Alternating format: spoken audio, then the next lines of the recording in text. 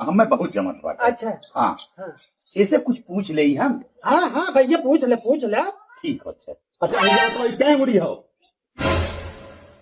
बोल एक खे। अच्छा ठीक है, ये क्या अंगूरी हो?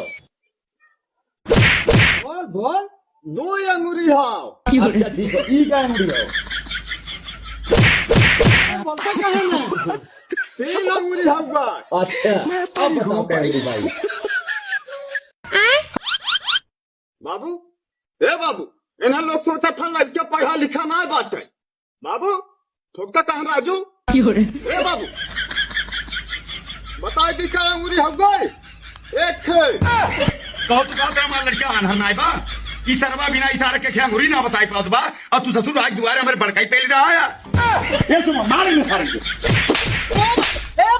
ए भैया जिन बारा लड़के हमारा अनहर बा आज बाद हमें के सारे कतल लिया जब बिया करे